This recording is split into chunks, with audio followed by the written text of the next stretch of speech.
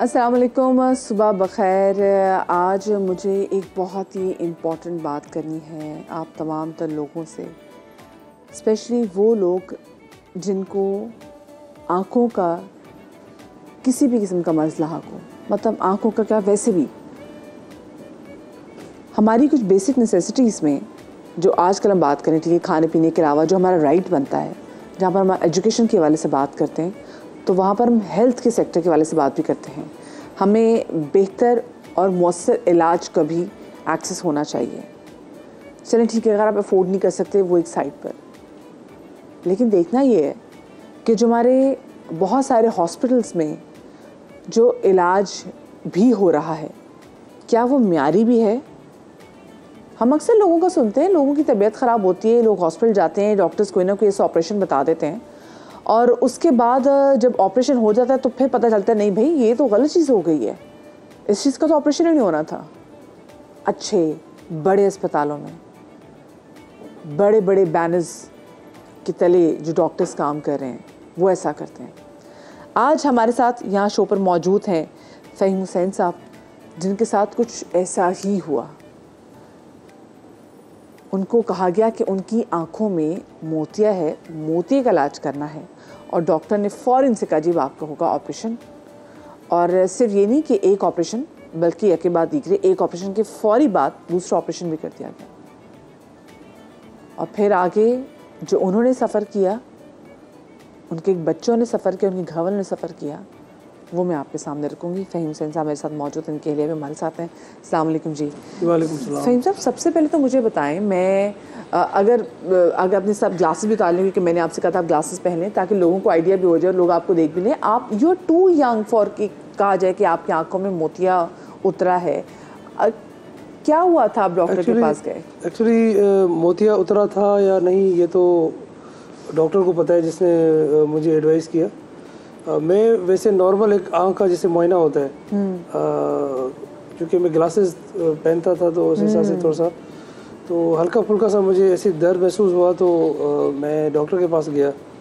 तो 31 जुलाई 2023 को तो डॉक्टर के पास गया, तो उनको डॉक्टर आज़म अली नाम है उनका, और उनके पास गया तो उन्होंने मेरी ओपीडी की, और उन्होंने मुझे फ़ौरन से ये कहा कि आपकी दोनों आँखों में मोतिया है, तो आप फ़ौरन ऑपरेट करवाएं, नहीं तो आप जो है ना ब्लाइंड हो जाएंगे, और ऐसे वैसे उन्होंने यानी कि मुझे बड़ा डराया। और उन्होंने यानी कि एक बंदे को ट्रॉमा में रखना होता है ना, प्रेशर डाला कि आपको फ़ौरन करवाना है, प्रेशराइज किया उन्होंने। खैर तो मैं घबरा गया, और उन्होंने मुझे फ़ौरन से जो है वो 3 अगस्त की डेट दे दी, और मेरी दाईं आँख के लिए उन्होंने कहा कि पहले हम उसको ऑपरेट करेंगे, और टोटल पैकेज उन्होंने 2,51,000 का कहा, यानी कि एक आँख का 1,25,500 और दूसरी आँख का भी वही 1,25,500। तो मैंने 3 अगस्त को आँखों का ऑपरेशन करवाया, यानी कि उनके पास गया तो उन्होंने मोतिया का, यानी कि बकौल उनके कि मोतिया है, और उन्होंने लेंस जो चेंज करके मुझे घर भेज दिया। तो मैं जैसे घर गया तो मुझे थोड़ा सा मसला था, उसके बावजूद भी उसी आँख में, तो मैं नेक्स्ट डे गया 4 अगस्त को, और उनसे रब्ता किया, उनसे मैंने बताया, तो बहरहाल उन्होंने कहा कि नहीं ऐसी कोई बात नहीं है, और ये नॉर्मल है, और हफ्ते 10 दिन में आप सही हो जाएंगे। तो मीनवाइल आप 10 अगस्त को आप दोबारा तशरीफ लाएँ, और आपकी जो बाईं आँख है और उसका हम करेंगे, यानी कि लेफ्ट आई का, यानी कि एक हफ्ते के अंदर 3 अगस्त को आपका एक साइड का राइट साइड का वो, फिर लेफ्ट करने। जी हाँ। तो 10 अगस्त को मैं गया, फिर वो उन लोगों ने पैसे वगैरह मुझसे लिए 1,25,500 रुपये, और ऑपरेट किया, और मैं फिर घर चला गया। घर जैसे गया तो इस लेफ़्ट आई में मुझे बहुत ज़्यादा तकलीफ थी, यानी कि मैं लेंस जो है वो यानी कि ऐसा लग रहा था, ना तो मैं आंख बंद कर पा रहा था ना खोल पा रहा था, पानी भी बह रहा था, सारी रात में तकलीफ में मैंने गुजारी। तो राइट में तो जो पहले से थोड़ा मसला था, यानी कि दोनों। फिर मैंने 11 तारीख को जो है उनको अप्रोच किया हॉस्पिटल में, तो फॉलोअप के लिए, लेकिन वो वहाँ उस हॉस्पिटल में मौजूद नहीं थे। हालांकि कानूनन, उसूलन और इखलाकन उनको वहाँ मौजूद होना चाहिए था, क्योंकि उन्होंने मेरा ऑपरेट किया था, और फॉलोअप भी था उनकी तरफ से। तो कोई लेडी डॉक्टर थी, उनकी मिसेज हैं शायद, तो उन्होंने मुझे कहा कि आज डॉक्टर साहब नहीं आएंगे, उनकी तबीयत ख़राब है, और पता नहीं XYZ, तो आप जो है ना शाम में दूसरे हॉस्पिटल चले जाएँ, वहाँ पर बैठे हुए हैं। तो मैं चला गया, मैं कहा हो सकता है गुड फेथ में वहीं देख लेंगे। मैं वहाँ गया तो फिर उन्होंने जो है मुझे देखा तो उन्होंने कहा कि आपकी लेफ्ट आई में जो है यानी कि दाई आई जो बाई आँख है, सॉरी लेफ्ट आई जो होती है, जी। उसमें जो है वो लेंस अपनी जगह से हटा हुआ है, डिस्प्लेस्ड है। तो मैं इसकी IOL मैनिपुलेशन करूँगा और 5 मिनट्स की सर्जरी है। तो आप बैठे हैं, तो मैं जैसे बैठा तो हॉस्पिटल के आ गए अकाउंट्स वाले के भाई आप 83,000 रुपीज़ जमा करवाएं। मतलब अभी आपने जो पहले वाले पैसे वो दे चुके हुए थे, लेकिन ये जो लेंस का जो आपकी जो उसने का हट गया है, हाँ। उसका आगे से 83,000 5 मिनट में फिट कर दूंगा, 5 मिनट में इसको मैं सेटिंग कर लूँगा। खैर सेटिंग कर लूँगा। मैं परेशान था, बहरहाल उन्होंने मुझे मैंने उनको कहा, मैंने कहा सर मैंने आपको तो अभी पैसे दिए थे पैकेज के और मेरी पूरी आंखों के, तो उन्होंने कहा कि भाई अगर आप देना चाहते हैं तो दें, अगर नहीं देते तो आप दर्द बर्दाश्त करें, ठीक है ना। और यकीन करिए उन्होंने ये कहा और वो लड़ पड़े ना लिटरली, और वो नहीं तो आप जेल चले जाए। अच्छा मैं चाहूँगी जरा डॉक्टर का जरा नाम जरा दोबारा। डॉक्टर आजम अली। डॉक्टर आजम अली थे, अच्छा रेटिना सर्जन है। और मैंने अभी FIR भी कटवाई है उनके खिलाफ थाना फिरोजाबाद में, मुकदमा नंबर 627 2023।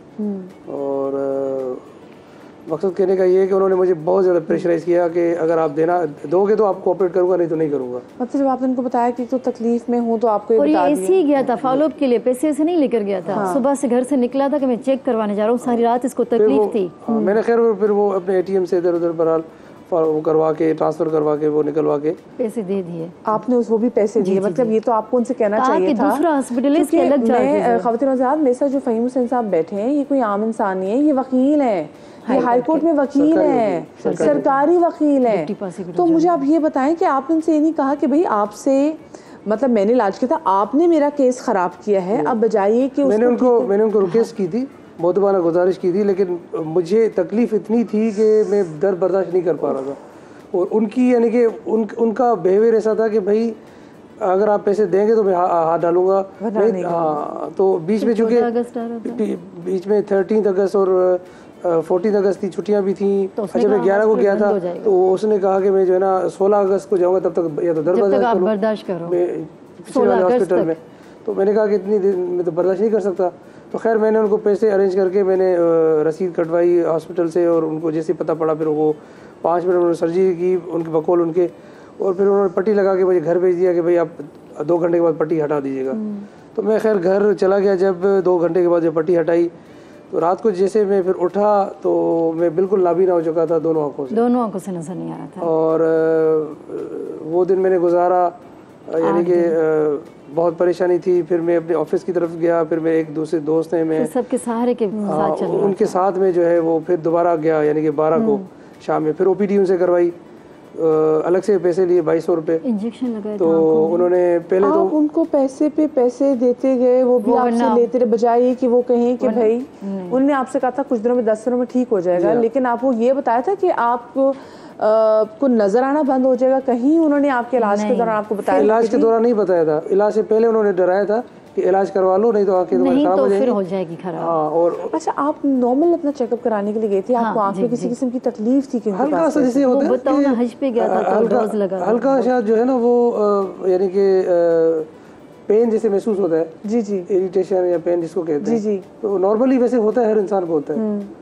तो मुझे मालूम नहीं था कि मैं इस लंबे प्रोसीजर में आ जाऊंगा। तो वकील साहब मतलब हम ये सोचें कि चले आम बंदा है, हमें अब उसका है कि आम बंदा कितने इस शिकंजे में आ सकता है।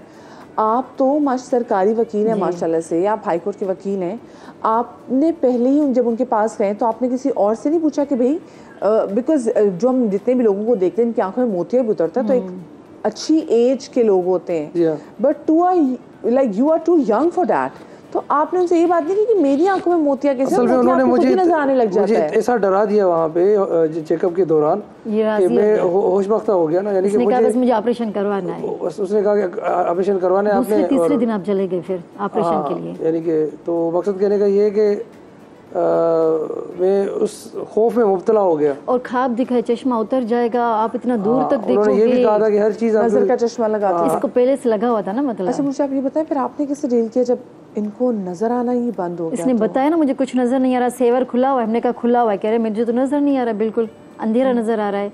और रूम में कोई आता था तो कहता था कौन आया है, इसे पता ही नहीं चलता था टाइम क्या हुआ है, सुबह हो गई रात हो गई।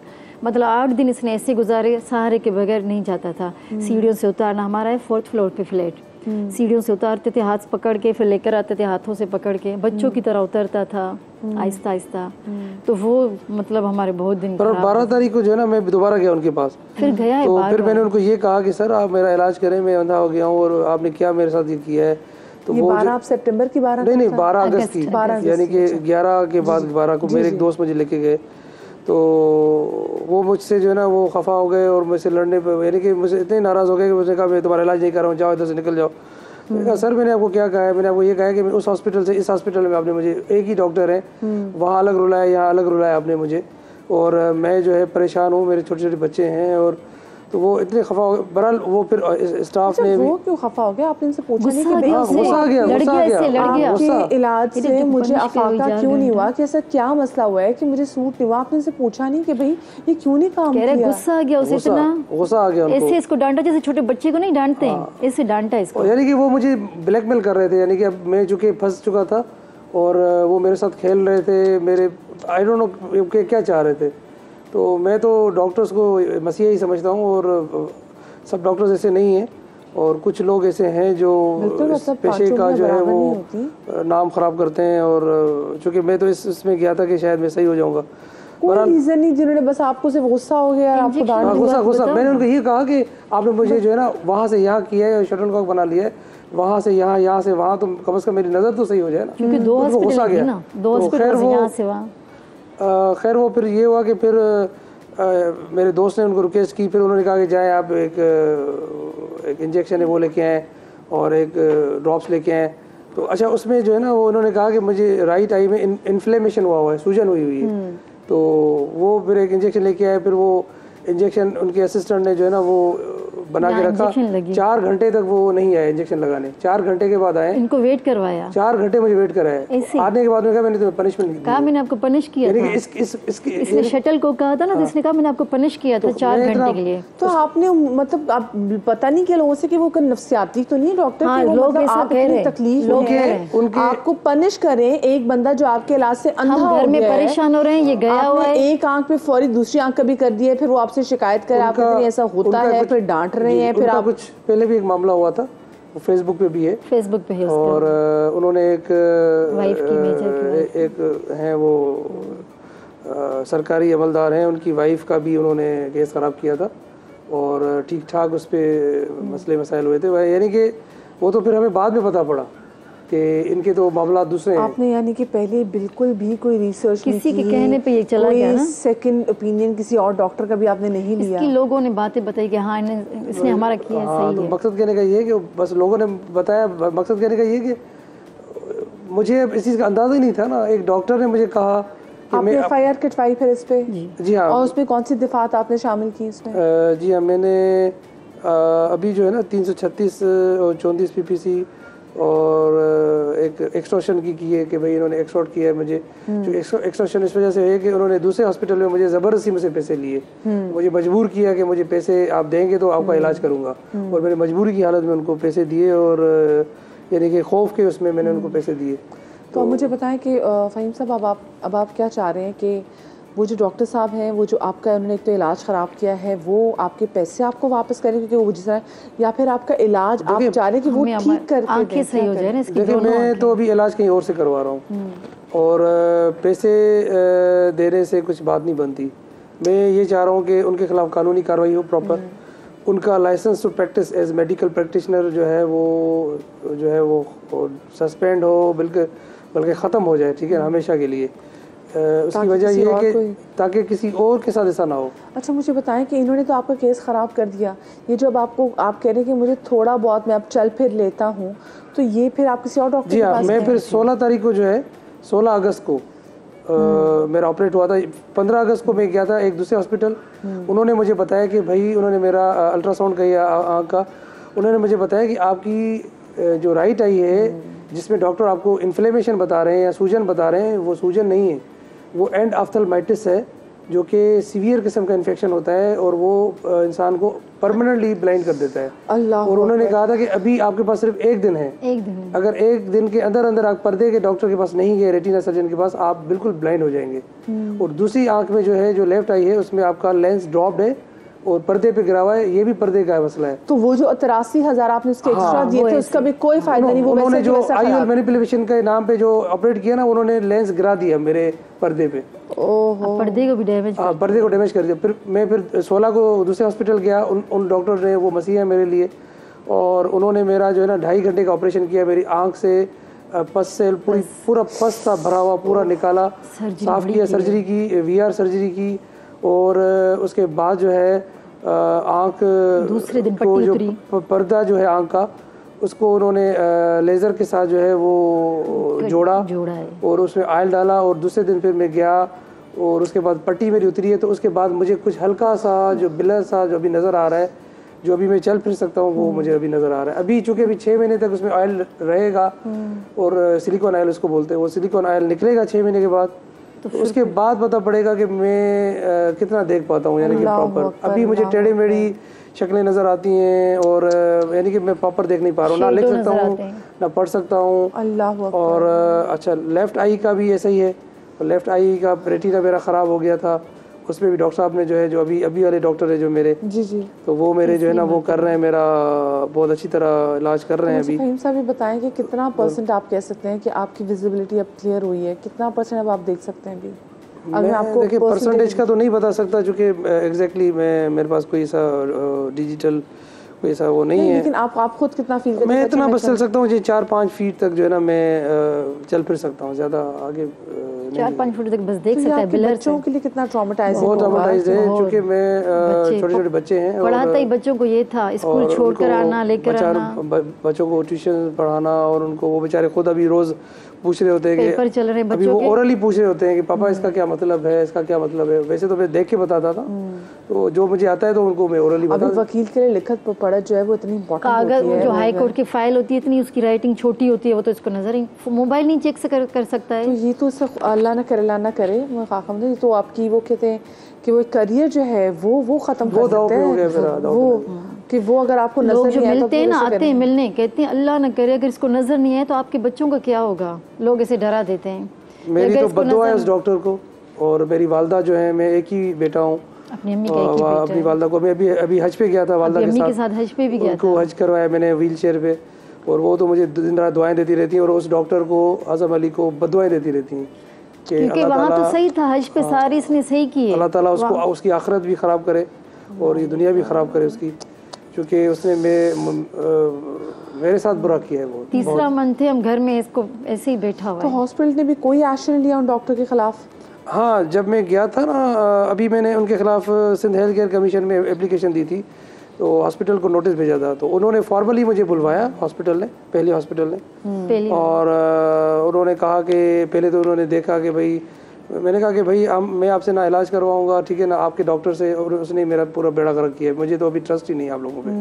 और दूसरी बात यह कि उन्होंने कहा कि हम कोशिश करेंगे, आपका इलाज करेंगे, लेकिन उन्होंने आज तक जो है ना वो सिर्फ बातें की, उन्होंने कोई भी ऐसी चीज़ जो है ना, वो जो अमली तौर पे जिसको बोलते हैं प्रैक्टिकल, उन्होंने कोई भी जो है ना वो उसको सपोर्ट नहीं किया। इवन अदरवाइज मैंने उनको कहा कि डॉक्टर के खिलाफ आप एक्शन लें, उन्होंने कहा कि लेंगे, हम इंक्वायरी करेंगे, उन्होंने डॉक्टर के खिलाफ भी एक्शन नहीं लिया। सही। तो मैं क्या मशवरा देना चाहेंगे उन लोगों को जो कि, क्योंकि देखिए आंखों का मामला बहुत हसास होता है, बहुत नाजुक है, और आप तो आई साइट के उसमें गई थी और आपको मोतिये का बता दिया, लेकिन वो लोग जो जाना चाहते हैं अस्पताल ज़रा सा चीज़ों को, तो आप उनको क्या मशवरा देना चाहेंगे? जी, मैं ये कहना चाहता हूँ लोगों को कि आप सोच समझ के जाएँ, और ऐसे डॉक्टर्स के पास ना जाएं जो कि सिर्फ पैसे बटोरने के उसमें हो कि कोई आए और हम इसे पैसे बटोरें। आप कम से कम, अब मुझसे तो गलती हो गई कि मैंने किसी और से ओपिनियन नहीं लिया, सेकंड थर्ड ओपिनियन नहीं लिया, और बिल्कुल आप इन्वेस्टिगेट करके जाएं कि इसकी कोई पास हिस्ट्री ऐसी तो नहीं है कि इसने मेल प्रैक्टिस की हो,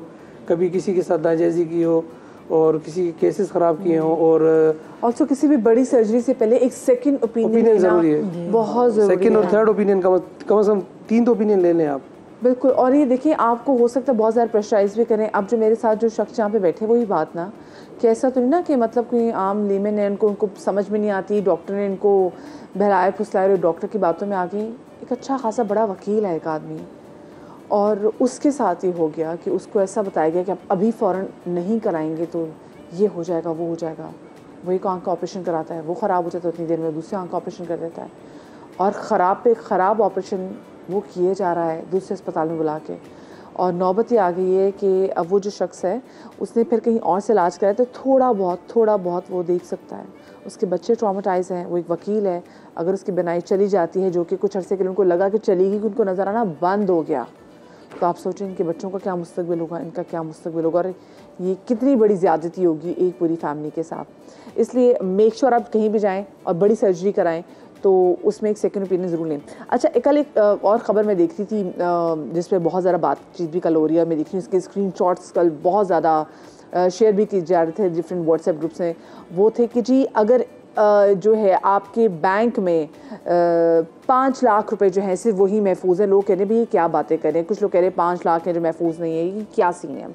तो भाई सिंपल सी खबर थी, और ये बेसिकली पहले से कहते हैं ना कि कुछ चीज़ें जो बनी होती है उसके अंदर ये होता है कि अगर कोई बैंक करप्ट हो जाता है, कोई बैंक दिवालिया हो जाता है, और फ़र्ज़ करें उसमें आपके लाखों रुपए पड़े हुए, तो उसमें सिर्फ और सिर्फ जो लीगली तहफ़्फ़ुज़ हासिल है वो आपके उन 5 लाख रुपयों को हासिल होगा।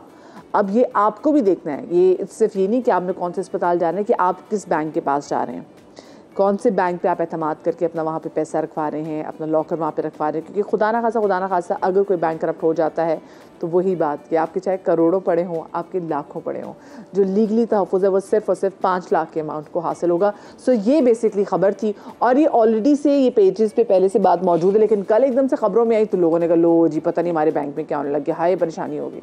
नहीं भाई, बात को पूरा पढ़ लिया करें, रिसर्च कर लिया करें, बड़ी अच्छी बात है। एक छोटी सी ब्रेक लेने जा रही हूँ। ब्रेक के बाद आज बड़ा इंपॉर्टेंट डे जी, आज कुछ लोगों को हम ट्रिब्यूट पेश करने जा रहे हैं, एक बहुत ही अहम शोबा, कि इस शोबे से जो निकलने वाले अफराद होते हैं वो हमारी ज़िंदगी को प्रॉपरली जो है ना वो टेम करते हैं। इनके वाले से बात करेंगे, इनसे मुलाकात करवाएंगे छोटी सी ब्रेक के बाद।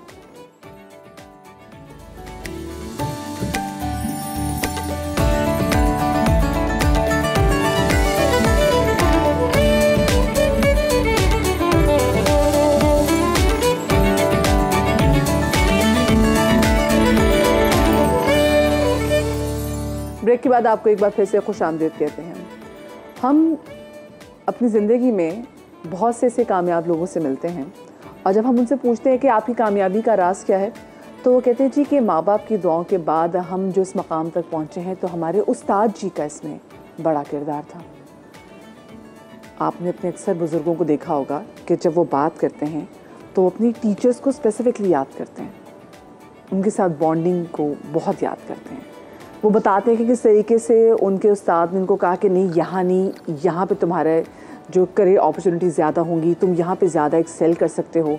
उस उस्ताद ने उनको डांटा भी है, उस उस्ताद ने उनको प्यार भी किया है, उस उस्ताद ने उनकी तरबियत भी की है, और वही उस्ताद हैं जिनको वो लोग याद भी करते हैं।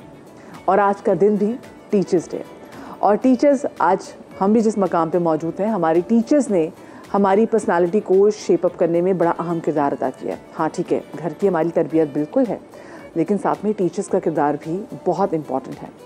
जो हमसे पहले की जनरेशन है वो तो बहुत लकी है कि उनको बहुत अच्छे टीचर्स मिल गए। आज की जो जनरेशन है, समहाउ मैं जो मेरा अपना ज़ाती इन माई ओन हम्बल ओपिनियन मुझे लगता है कि उसमें अच्छे टीचर्स तो मौजूद हैं ही, लेकिन साथ में कमर्शियल टीचर्स भी आ गए हैं कि जिनका काम सिर्फ और सिर्फ ना क्लासरूम तक ही महदूद रह गया है।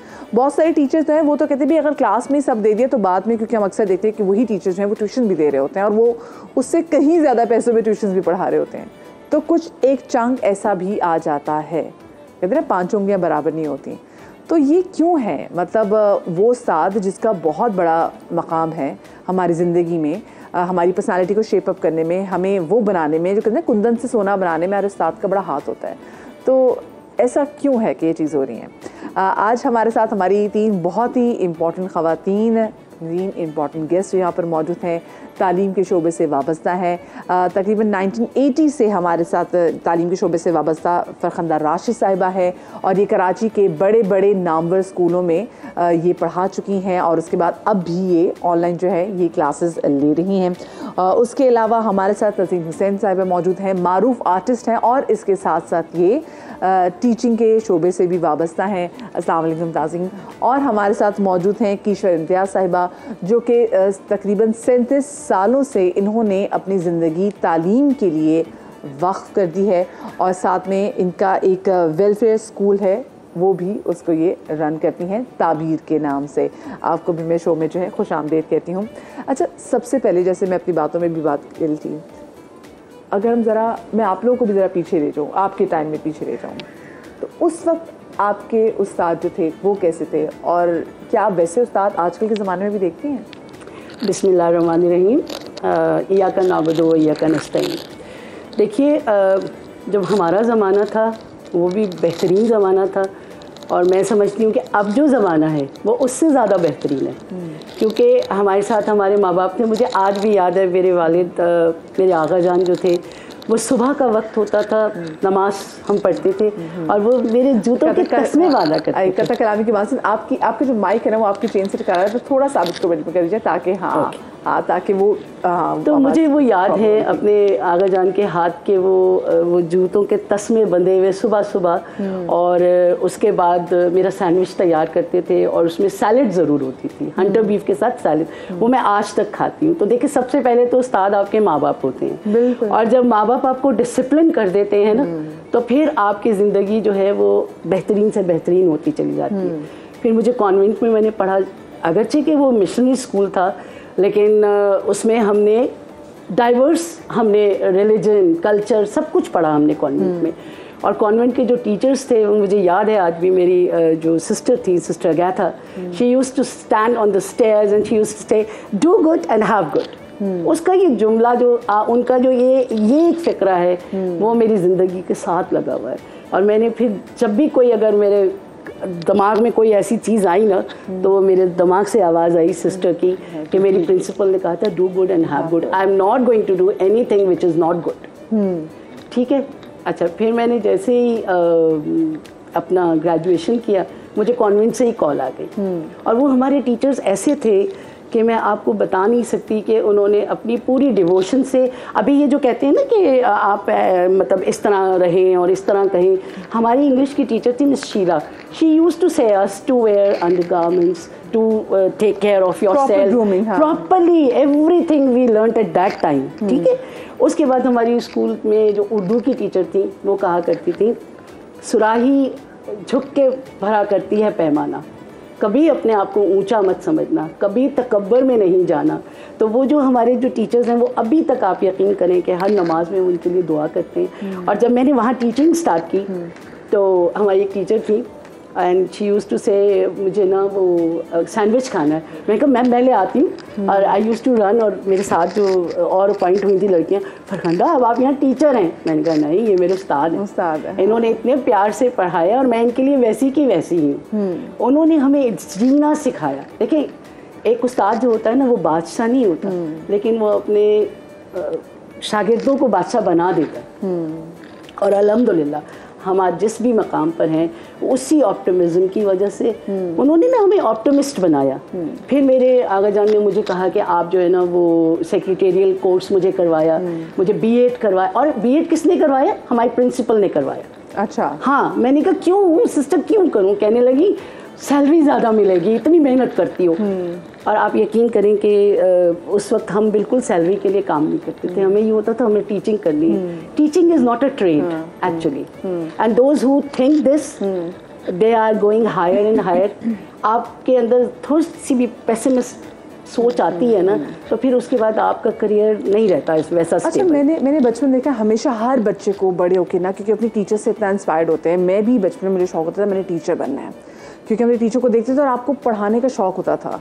और आहिस्ता आहिस्ता फिर जब आप आगे की क्लासेस में जाते हैं फिर आप कहते हैं नहीं, फिर आपका ना हर चीज़, आपका फोकस जब शिफ्ट हो जाता है, फिर आप कहते नहीं मुझे डॉक्टर बनना है, अच्छा नहीं मुझे इंजीनियर बनना है, अच्छा मुझे फैशन डिज़ाइनर बनना है, मुझे जर्नलिस्ट बनना है, मुझे हर वो आप कहीं ना कहीं जो अपना गोल सेट कर रहे होते हैं वो एक ऐसी जगह का कर रहे होते हैं जहाँ पे आपको पता है कि हाँ जिसको आप प्रॉपर तरीके से मोनेटाइज कर सकेंगे, उसमें बच्चे फिर टीचर बनने का नहीं सोचते हैं। और हम आजकल देख रहे होते हैं, लोग कह रहे हैं अच्छा अभी तुम्हारा बच्चा कौन से स्कूल में जा रहा है, ठीक है तुम पढ़ी लिखी हो, चलो बच्चों की स्कूल की फीस कम हो जाएगी तो चलो तुम वहाँ पढ़ाना शुरू कर दो समहाउ। मतलब yes. इतना इंपॉर्टेंट शोबा हमने उसको इतना फॉर ग्रांटेड लिया हुआ है। अच्छा चलो ज़िंदगी में एक नया स्टार्ट करना चाह रही, चलो तुम अच्छी पढ़ी लिखी हो। जैसे कल ही हमारे पास हमने जो शो भी किया था उसमें हमारे साथ जो एक्ट्रेस भी थी वो भी कह रही थी कि उनको लोग मशवरे ही देते थे सेपरेशन के बाद, चलो तुम्हारी इंग्लिश अच्छी है तो तुम टीचिंग करना शुरू कर दो। तो मतलब वो जो पैशन है ना, वो पैशन समहाउ पीछे से जो है मिसिंग है। तस्नीम, आपको भी लगता है कि ये चीज़ें अब काफ़ी चेंज हो गई हैं जब हम टीचिंग के बारे से बात करते हैं? टू सम एक्सटेंट चेंज आया है, और आपने बिल्कुल करेक्ट उसका पॉइंट आउट किया कि मैडम ने भी बिल्कुल किया कि actually the idea of education आपको a means to an end, मतलब कि पैसे कमाने का तरीका, ये मसला जो है आई थिंक दैट इज़ जो क्रक्स है वो उसका ये है। उससे पहले जो एक relationships of people to education, to learning, to knowledge and obviously to the teacher as well, right, वो एक अलग किस्म की ओरिएंटेशन होती थी। जब हमारी सोसाइटी पूरी capitalism and consumerism and the relationship of values and exchange, जब आप उसकी तरफ मूव करते हैं तो फिर एजुकेशन भी वही होगी, टीचर भी वही होगी, मीन्स टू एन एंड है, right, and that means to an end is not knowledge, the means to an end is कि हमें पढ़ाकर हम आगे क्या कमाएंगे, कितना कमाएंगे, यू नो। आपकी गेज या आपकी जो वैल्यू डिटर्मिन होती है सोसाइटी में, हम ये देखते हैं कौन कितना कमाता है, हम ये नहीं देखते कि उसकी नॉलेज कितनी है, या वो कितना जानता है, या वो कितना अच्छा ह्यूमन बीइंग है, या ह्यूमिलिटी है उसके अंदर। आपने बात की ह्यूमिलिटी की, ये बातें तो ख़त्म हो चुकी हैं हमारी सोसाइटी में से। तो फिर एजुकेशन का भी वही ताल्लुक है। और उसी तरह देखिए ना लड़कियों की, जैसे अब देखते हैं कि ब्रेक आती है, समर ब्रेक आती है, वो कहती है चलो भी किसी स्कूल में पढ़ा लेते हैं, हम पॉकेट मनी के लिए पढ़ा लेते हैं, चलो 3 महीने के लिए पढ़ा लेते हैं, हमें ब्रेक मिला हुआ है हम वहाँ पे पढ़ा लेते हैं। इसको एज अ सीरियस प्रोफेशन समझा ही नहीं है कि नहीं भाई ये हमने हमारे हाथों में कौम का मुस्तकबिल आ जाता है जब बच्चे आपके पास आ जाते हैं, तो फिर आपने किस तरीके से बच्चों की पर्सनालिटी को शेप अप करना है, वो चीज़ क्यों फिर इसमें ख़त्म होती जा रही है? भाई आप क्या, what does your system do for that, right? अब मैडम ने बताया कि उनकी प्रिंसिपल ने इनिशिएटिव लिया for educating the teachers, the young teachers who came into the system, ठीक है ना। हमारे पास इस तरह के कितने इनिशिएटिव्स हैं, बीएड की डिग्री है, डिग्रीज हो गई हैं, मैंने अभी आने से पहले थोड़ा सा देखा, अर्ली लर्निंग की डिग्रीज हैं, मिडिल स्कूल की ट्रेनिंग जो है वो उससे कम है, एंड हायर एजुकेशन की उससे भी ज़्यादा कम है, राइट।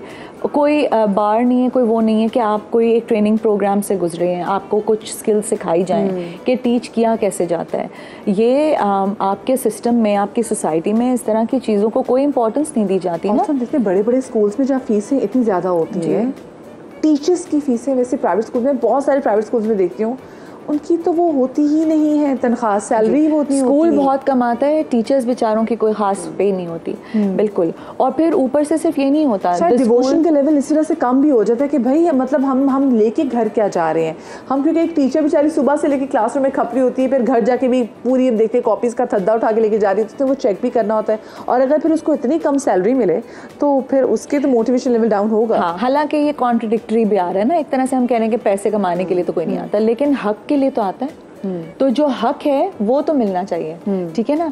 इक्विटेबिलिटी का अगर हम देख लें क्वेश्चन, राइट, या उस वैल्यू को हम ले लें कि ठीक है जी, yes nobody is coming it, you come in to teaching for passion, बिल्कुल आपने सही कहा कि जो बंदा पैशनेट नहीं है वो टीचिंग में कभी नहीं जाएगा, राइट। जो पैशन होगा, जो पागल होगा, जिसको लगान होगी पढ़ाने की और इसमें खपने की, बिकॉज इट्स अ खपने वाला काम है ना, तो है ना, तो वही उसमें जाएगा, जुनून उसका उसी तरह होगा। लेकिन हम अगर इसको देखें कि हमारा सिस्टम ऑफ इक्विटेबिलिटी कहाँ है, कि आप जितना स्कूल कमा रहा है उसका कुछ पोर्शन जो डिजर्विंग पोर्शन है that should be going to the teachers as well. आपकी कमाई कहाँ और टीचर की कहाँ, ये अनफेयरनेस नहीं होनी चाहिए। तो I think what we are talking about over here is the system of just compensation, we are not advocating for कि टीचिंग के अंदर इसलिए आए क्योंकि आपको पैसे अच्छे चाहिए, नहीं, we are talking about justice as the premise. So I think that is what we are talking. क्योंकि देखिए different status of the society में हम देख रहे हैं कि एक है जहाँ पर पैसे टीचर्स को कम मिल रहे हैं, एक है जहाँ पर पैसे टीचर्स को बहुत ज़्यादा मिल रहे हैं, फिर उसी जगह पर हम देख रहे हैं कि टीचर्स, अब वही बात जो पहले भी की थी, हम ओ लेवल्स ए लेवल्स के कितने बच्चों को देखते हैं, सेम क्लासेस में जाते हैं, स्कूल में पढ़ते हैं, उसके बाद शाम में उन्हीं सेम टीचर्स से वो ट्यूशन्स ले रहे होते हैं और कहीं ज़्यादा पैसों में। मतलब मैं तो पिछले दिनों किसी से सुन रही थी कि उनका बच्चा ए लेवल में पढ़ता है और मुझे एक एक सब्जेक्ट के जो वो पैसे बता रहे थे कि कितनी वो महंगी ट्यूशन देते हैं, और मैं कहती हूँ आपका बच्चा तो स्कूल भी जाते हैं, उसी सेम टीचर से सुबह भी पढ़ता है शाम में भी पढ़ता है। तो फिर मैं कहती हूँ कमर्शलाइजेशन भी आ गई ना यहाँ पे, तो वहाँ पे भी जो क्या करें, माँ बाप तो मजबूर हो गए। लेकिन वो वाली बात, जो वो उस्ताद वाली बात थी ना, कि जो अभी तक कहते ना कि कब्र तक आप लिटरली अपने उस्ताद को अपने साथ लेके जाते थे कि मेरे के उस्ताद ने मेरा इतना साथ दिया हुआ है। आप तो खैर क्योंकि जो आपका ये जो ताबीर इंस्टीट्यूट है, आप इसमें लड़कियों को BEd और MAd भी कराती हैं और आप लड़कियों को तैयार करती हैं, आपने कितना चेंज देखा है जो अब नई आने वाली टीचर्स उनमें? बिस्मिल्लाहिर्रहमानिर्रहीम, सब तारीफ़ें रब्बुल इज़्ज़त के लिए। लेकिन चेंज की जहाँ तक बात आई है, मैं जो टीचर बनी अपने असातिज़ा को देखकर बनी। आज के दौर में मेरी बात हो रही थी मैडम से, टीचर और मौल्लिम दोनों में फ़र्क है। टीचर वो है जो अभी हम बात कर रहे हैं कि घर से उठकर आए, स्कूल में दाखिल हुए, बच्चे को पढ़ाया नहीं पढ़ाया चले गए, और उस वो जो आपको सैलरी मिला है आपने उसके थ्रू जो है कोई बर्गर्स खा लिए, ये करना अपनी तमाम चीज़ें कंप्लीट करी। लेकिन मौल्लिम का जो मतलब है वो है कि आपने बच्चे को और हाल में सिखाना है। वो जो आप कह रहे थे पागल हो जाना, तो वो पागल जो है वो मौल्लिम होता है, टीचर नहीं होता। और जो चेंजिंग मैंने देखी, मैंने अपने असातिज़ा को देखते हुए इस प्रोफेशन को अपनाया। मुझे अपने असातिज़ा से वो एजुकेशन मिली जो मुझे लगा कि इससे ज़्यादा अच्छा प्रोफेशन कोई हो ही नहीं सकता। और ये प्रोफेशन नहीं है, ये आप समझ लीजिए कि ये वो वैल्यूज़ हैं जो आप अगली जनरेशन में ट्रांसफ़र करते हैं। तो उस ट्रांसफ़र करने के लिए आपको वो जो हमारे पास पाकिस्तान बनने के बाद की जो एजुकेशन थी ना, जो अर्ली उसमें थी ईयर्स में, वो हमें देनी पड़ेगी। उस तरह के असातिज़ा पैदा करने पड़ेंगे। अभी जो उसका वैसे क्या फॉर्मूला है, वो कैसे हो सकती है? वो कैसे हो सकती है उसके लिए जैसे अभी बात हुई कि लाजमी चीज़ है कि जो इंस्टीट्यूशंस होंगे, जो स्कूल्स हैं, वो तमाम अपने टीचर्स को लाजमी तौर पर उन वैल्यूज से पहले रोशनास तो करवाएं। एब्सोल्युटली, पहले बताएं तो कि इनको कैसे लेकर आपने बच्चों को जो है देना है।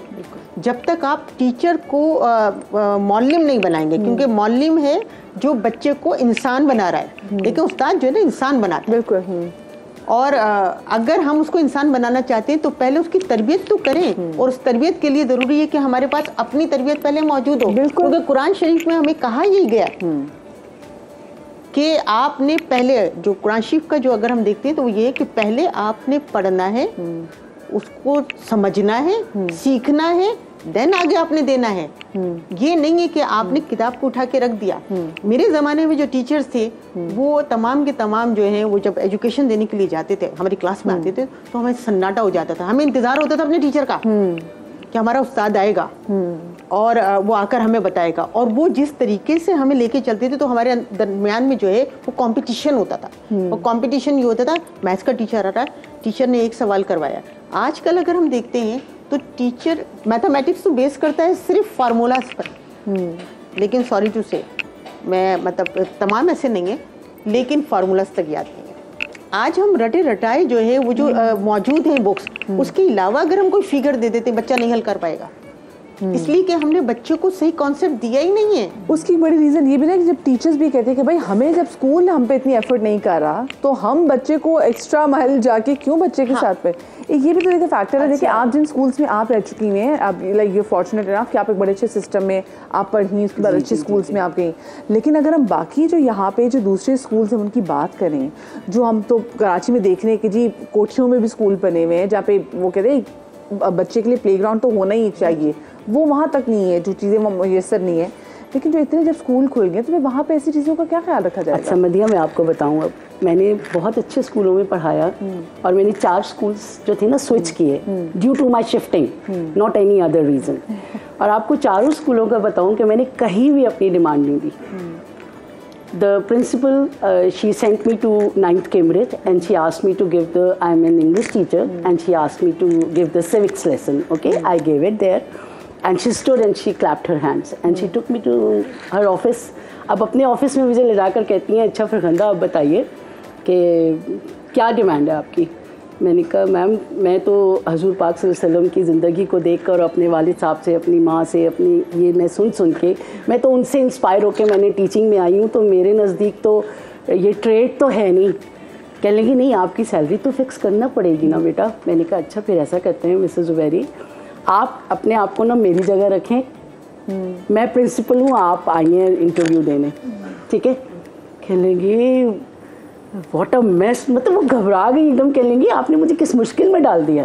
और माशाल्लाह उन्होंने मेरी बहुत अच्छी salary according to my demo और वही तो आपसे कहना कि आप फॉर्चुनेट थी कि आप अच्छे सारे स्कूल मेरे मिले, सारे स्कूल एग्जैक्टली, और मैंने सीखा बहुत कुछ वहाँ से। तो वहाँ पे वैल्यू करना आता है, लेकिन यही वैल्यूज बाकी छोटे स्कूल्स की नहीं होती ना, जहाँ पे और जैसे अब ये बता रही है ना कैसे पढ़ाएंगे, ये जो बता रही है रट्टे का, हमने तो रोट लर्निंग थी ही नहीं, हमारी तो कंसेप्चुअल टीचिंग थी। Even in convent also conceptual, हमारा कॉन्सेप्ट ये करेक्ट है तो ये यहाँ से ये आएगा, ठीक है। एक टेबल्स होते हैं जो कि आपको बहुत याद करने पड़ते हैं, अदरवाइज जो है ना कुछ नहीं होता।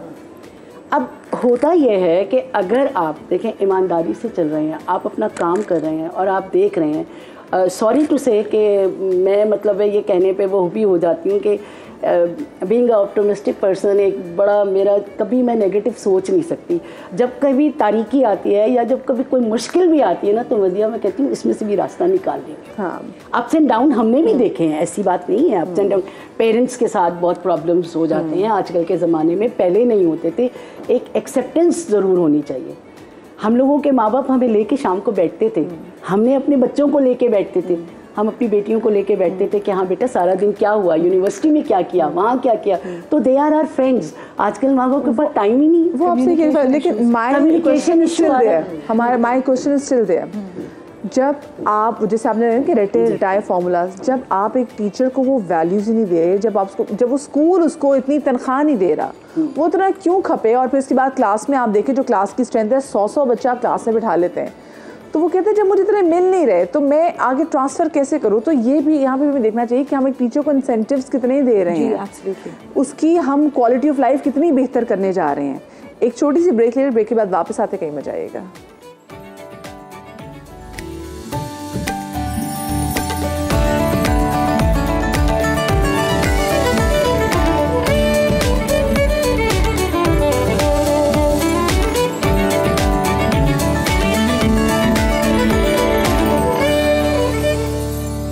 Welcome back after the break. इमाम मुत्तकियान हज़रत अली अलैहिस्सलाम का एक कौल है जिसका मफ़हूम ये है कि जिसने मुझे एक लफ्ज़ भी सिखाया उसने गोया मुझे अपना ग़ुलाम बना लिया।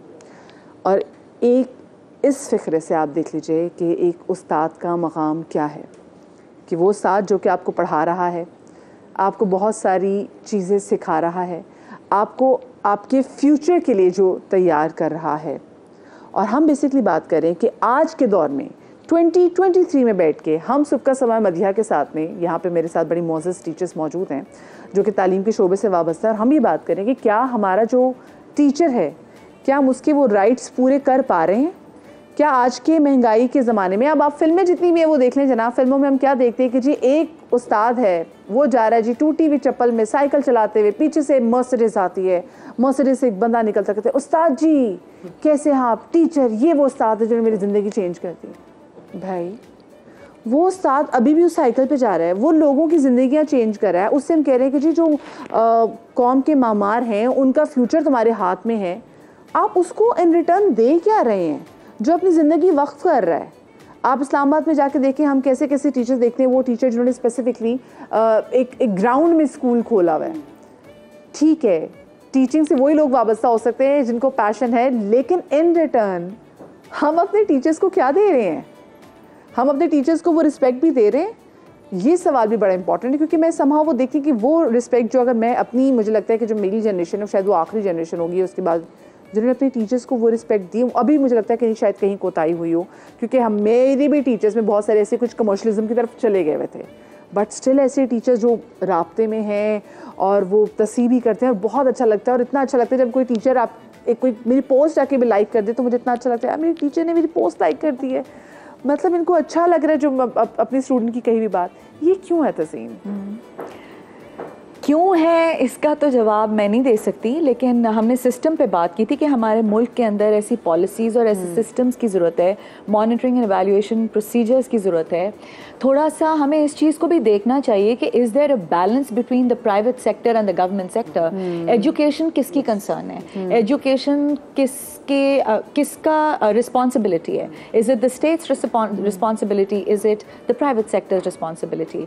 यू नो, ये जो तजाद between the private system and the government system आया है, ये क्यों है, यू नो, उस चीज़ को देखने की ज़रूरत है। एक ज़माना था व्हेन आई वाज स्टडिंग, तो तब गवर्नमेंट एजुकेशन, गवर्नमेंट सेक्टर के अंदर एजुकेशन नीचे हो गई थी, तो उस वक्त प्राइवेट सेक्टर के स्कूल्स, यू नो, जो प्रोग्रेसिव होता था, जो मॉडर्न होता था, अच्छी एजुकेशन चाहिए, आप प्राइवेट सेक्टर की तरफ जाते थे। हमें पता है, बैठे में यहाँ पे सारे असातिज़ा, हिस्ट्री जो है वो साइक्लिकल होती है, उसका एक साइकिल होता है, जो चीज़ कभी ऊपर जाती है वो नीचे आती है। इस वक्त हम इस टाइम में बैठे हुए हैं जबकि प्राइवेट सेक्टर के बारे में, एजुकेशन सेक्टर के बारे में किस तरह बात की जा रही है, लोग किस तरह उसको इवैल्यूएट कर रहे हैं। वो कह रहे हैं कि एक्सप्लॉयटेटिव है, not just in terms of what they are delivering to students. Madam ने बात की मोहल्लों में स्कूल, घरों में स्कूल, हर बंदा स्कूल खोलकर बैठ गया है। लाइसेंस कैसे मिल रहा है, क्यों मिल रहा है, उसमें टीचर्स किस तरह के, उन टीचर्स को, यंग बच्चियों को जिनको आप इंडक्ट कर लेते हैं, उनको कितनी तनख्वाह पे रख रहे हैं, 12-15 हज़ार, 20 हज़ार, यू नो, ये तो कोई तरीक़ेकार नहीं है ना। और फिर उसके साथ ये कि आपने ये किया, इस वक्त मैं अभी आपको बता रही थी ब्रेक में कि पिछले दिनों मेरा एक यू नो इंटरेक्शन हुआ, एक एनजीओ के साथ मैं कुछ काम करी थी। I teach design at Indus Valley School of Art and Architecture, and मेरे स्टूडेंट्स हैं, फाइनल ईयर के स्टूडेंट्स, उन्होंने एक काम किया एक एनजीओ के साथ मिलके, इनफैक्ट ज़िंदगी ट्रस्ट के साथ मिलके, एंड एक ट्रेनिंग प्रोग्राम हमने उनके साथ डिज़ाइन किया और बच्चों ने एग्जीक्यूट किया उसको। वहाँ पर गवर्नमेंट स्कूल, क्योंकि ज़िंदगी ट्रस्ट अडॉप्ट्स गवर्नमेंट स्कूल्स, सो वो भी एक गवर्नमेंट स्कूल को उन्होंने अडॉप्ट किया हुआ था। इंटरेस्टिंगली इनफ जब हम उस मैनुअल को देखने गए कि वो किस तरह उनके टीचर्स जो हैं उस मैनुअल को किस तरह इस्तेमाल करके बच्चों को डिजिटल सेफ्टी के बारे में कैसे बता रहे हैं, ठीक है, ट्रेनिंग कैसी दी जा रही है, बच्चों को नहीं, उनके पेरेंट्स को भी, उनके टीचर्स को भी, क्योंकि हम डिजिटल वर्ल्ड में रहते हैं, राइट। तो उसके लिए आपको सेफ्टी मैकेनिज्म्स उनको सिखाने ज़रूरी है। एक गवर्नमेंट के स्कूल में सिर्फ बच्चों को नहीं, उनके पेरेंट्स को भी डिजिटल सेफ्टी के बारे में, and this is the initiative of Zindagi Trust, right? So let me just say that amazing work by Zindagi Trust, right? तो shout out to them over here. So वहाँ पर मेरे कुछ असातिज़ा से बात हुई, टीचर्स से बात हुई, young girls, you know, 28-30 years की होंगी। मैंने उनसे पूछा कि तुम गवर्नमेंट स्कूल में पढ़ाने आई हो, तो कितना अर्सा हो गया पढ़ाने में। And interestingly enough she told me कि मैंने भी गवर्नमेंट की टेस्टिंग वगैरह करके और मैं अपॉइंट हुई हूँ, and I have chosen to be part of a government school, not the private sector. And मैंने कहा कि but why, you know, so she said कि प्राइवेट सेक्टर के अंदर तो इतनी एक्सप्लॉयटेशन है, तनख्वाह का मसला है, आपकी जॉब सिक्योरिटी नहीं है, तो मेरे लिए इस वक्त बेहतर है कि मैं गवर्नमेंट सेक्टर के अंदर आऊँ जहाँ पर एक ट्रेजेक्ट्री है। So good you know initiatives by the government have started. I hope and I pray कि ये आगे भी होते रहे, और इसी तरह जिस तरह अब गवर्नमेंट का थोड़ा अटेंशन फोकस हुआ है towards improvement for teachers in education sector, ये और मजीद जाए, and it should go beyond the primary to the secondary to the higher education level. अच्छा, नवाब शाह से इस वक्त हमारे साथ कॉलर भी हैं, प्रोफेसर जावेद साहब मौजूद हैं। अस्सलाम वालेकुम जी। हेलो जी, अस्सलाम वालेकुम प्रोफेसर साहब। वालेकुम अस्सलाम। मदिया, कैसे हैं बेटा आप? बिल्कुल ठीक, अल्लाह का शुक्र। प्रोफेसर साहब, पहले तो हैप्पी टीचर्स डे। आज क्या खैर, वो जो जैसे माँ बाप के बारे में कहा जाता है कि 365 दिन उनके होते हैं, तो ऐसे 365 दिन हमारे टीचर्स के लिए भी हैं। क्या कहना चाहेंगे आज? मदिया, मैं आपकी बात काट रहा हूँ, माफ कीजिएगा। जी जी। मैं रिसेंटली रिटायर हुआ हूँ 20 ग्रेड में एज प्रोफेसर। जी जी, ठीक है ना। मैं अपने बताना चाह रहा था कि आप जो बात कर रहे हैं ना टीचर्स की वैल्यू की, जी जी, तो 90s में जो है टीचर्स की बहुत इज्जत हुआ करती थी, वैल्यू हुआ करती थी। इस वक्त मैं जिस कॉलेज से रिटायर हुआ हूँ वहाँ पर मेरे स्टूडेंट्स 4-5 जो है वो भी लेक्चरर हो गए। लेकिन जब मैं स्टाफ रूम में दाखिल होता था, रिसेंटली जब मैं कॉलेज जाता था, तो सब लोग खड़े हो जाते हैं और मेरे साथ भी नहीं बैठते, कहते सर आप हमारे टीचर हैं। मैं कहता हूँ बेटा आप भी टीचर बन गए हो, आप ही कभी लेक्चरर बन गए हो। तो कहते हैं सर ठीक है, लेकिन आप हमारे टीचर हैं, आपने हमें 7 साल पढ़ाया है, हम आपके साथ नहीं बैठेंगे। तो कहना मैं ये चाह रहा था कि टीचर्स की इज्जत है, थी, और उस टीचर की इज्जत होती है जो क्लास लेता है, जो पढ़ाता है, और जो जिसको पढ़ाने की टेक्निक है।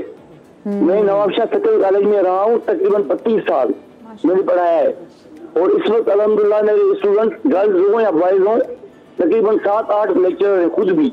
अच्छा। तो इवन शहर में जहाँ भी देखते हैं खवातीन ही क्यों ना हो, लड़कियां क्यों ना हो, वो उठकर दुकानों से वहाँ से मेरे पास आती है और मुझसे कहती है सर आप हमारे टीचर रहे। क्या बात, बहुत खुशी होती है। आप मरिया, आपको अल्लाह ताला जिंदगी दे। आज टीचर्स डे है और मेरी आंखों में आंसू भी है कि पिछले टीचर्स डे में मुझे उन्हीं प्रोफेसर्स ने जो मेरे स्टूडेंट रहे उन्होंने बुके दिए थे, हार पहनाए थे।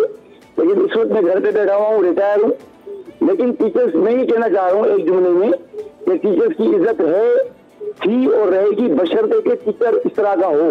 बिल्कुल बिल्कुल, उस्ताद कहलाने के लायक भी हो। बहुत शुक्रिया जी, बहुत शुक्रिया जी। हमारे साथ नवाबशाह से जो प्रोफेसर साहब मौजूद थे, प्रोफेसर जावेद, और वाकई देखें अभी भी ऐसे स्टूडेंट्स मौजूद हैं। हम भी अपने टीचर्स को देखते हैं, और अब तो खैर टीचर्स के साथ भी थोड़ी बहुत दोस्ती हो गई है, तो आप टीचर से मजाक भी कर लेते हैं, चीज़ें शेयर भी कर लेते हैं।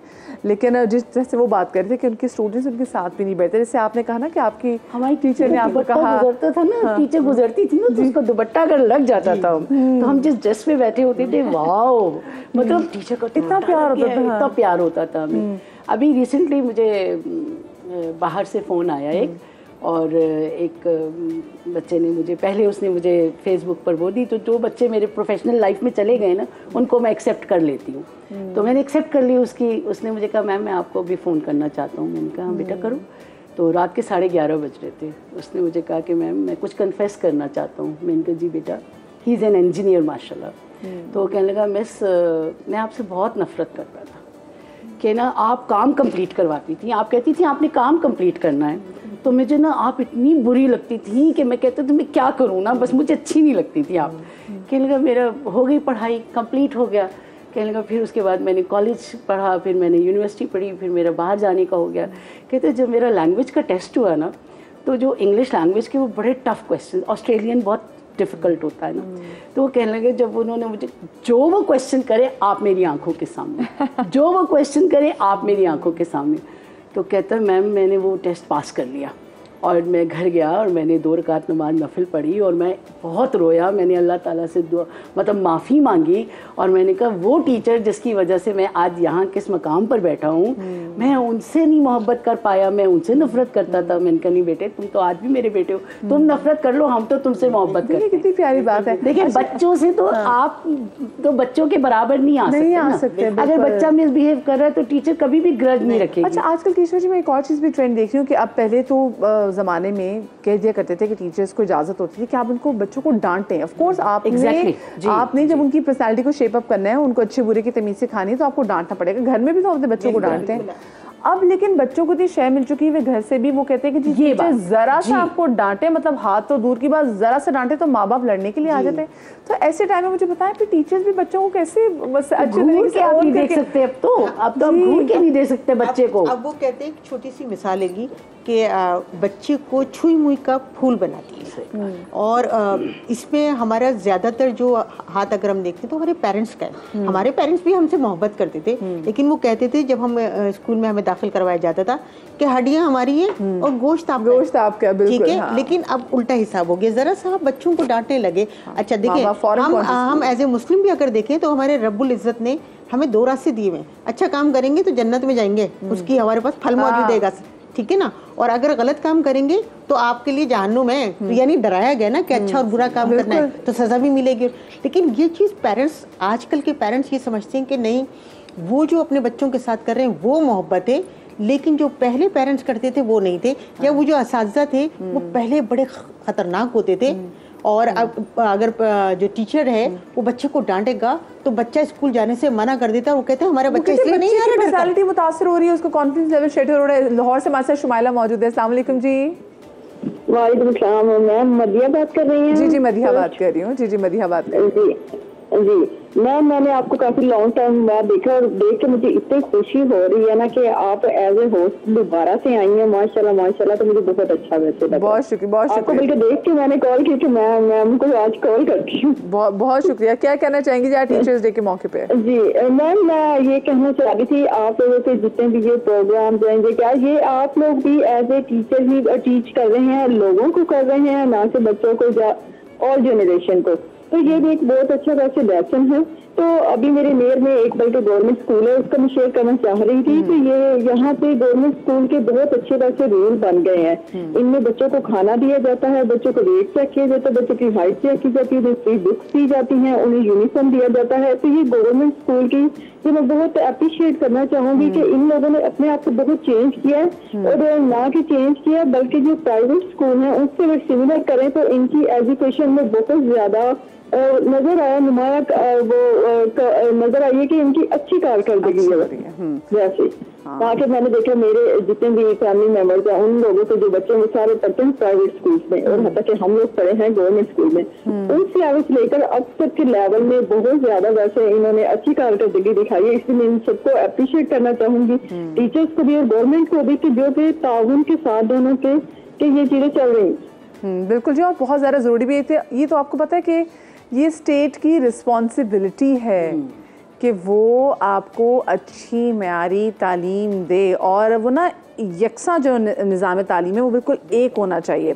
हम जब फर्स्ट वर्ल्ड कंट्रीज़ को देखते हैं तो वहाँ पे क्या है कि वहाँ पे हर एरिया का जो एक अच्छा एरिया है उसका अपना एक स्कूल है, और उस एरिया में गरीब लोग रहते हैं, अमीर लोग रहते हैं, सबका एक्सेस उसी स्कूल से है, उसकी फ़ीस नहीं है।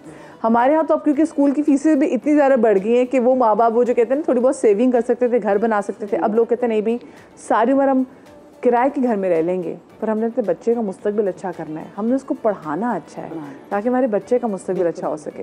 तो ये ज़रा एक तरफ माँ बाप देख रहे कंसर्न भी हैं, लेकिन दूसरे माँ बाप टीचर्स को इजाज़त भी नहीं दे रहे। अच्छा, आप एक बात बताइए मदिया कि अगर हम बच्चे को अच्छे बुरे की पहचान के लिए उसको डांटेंगे नहीं या उसको जो है ये नहीं बताएंगे कि आप ये गलत काम कर रहे हो, उसको इस्लाह करने के लिए कर रहे हैं ना, तो खुदा ना खास्ता कोई टीचर जो है कोई दुश्मन तो नहीं है। आपने बच्चे को क्या सिर्फ किताबें पढ़ने के लिए, पेरेंट्स को कोई इस बात को समझाए कि क्या किताबें सिर्फ रटवाने के लिए भेजा, या मेरे हिसाब से पहले तरबियत होनी चाहिए, देन आपकी जो है एजुकेशन होनी चाहिए। तरबियत हम करेंगे और तरबियत कौन करेगा? या तो पेरेंट्स कर देंगे या असातिज़ा करते हैं। तो जब जो है हम तरबियत करेंगे तो ही तो बच्चे को पता चलेगा कि उसे किस तरीके से बैठना है, किस तरीके से चलना है, किस तरीके से बात करनी है, कि छोटों से क्या करना है और बड़ों से क्या करना है। तो अगर हम अपने ही बच्चों के दुश्मन होकर उनको रोक देंगे कि हमारे बच्चे को डांटिएगा नहीं, आपने डांटा तो हमारा बच्चा आने के लिए कर रहा है, कोई बात नहीं है,